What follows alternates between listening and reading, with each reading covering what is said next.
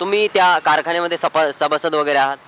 हो, कारखान्याचा मी सभासद आहे. म्हणजे तुम्हाला त्या ठिकाणी अधिकार पण आहेत तो हिशोब मागायचा, कारण त्या कारखान्याचे तुम्ही सभासद आहेत म्हणजे हिस्सेदारी. आणि सहकारी साखर कारखाना हा शेतकऱ्यांचा पण असतो, तो कोण्या एका चेअरमनचा किंवा नेत्याचा नसतो. तर आज या ठिकाणी अजित दादा या ठिकाणी आलेले आहेत, तर तुमच्या मागण्या तुम्ही त्यांच्यापर्यंत पोहोचवणार आहात की अजून कोणाकडे? ऑलरेडी या संदर्भामध्ये मागण्याच्या संदर्भामध्ये निवेदन दिलेलं आहे.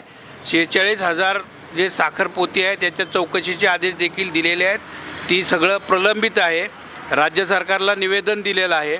आणि व्यापारी संकुल हे जे शेतकऱ्यांचं आहे, तो साखर कारखाना देखील शेतकऱ्यांचाच आहे.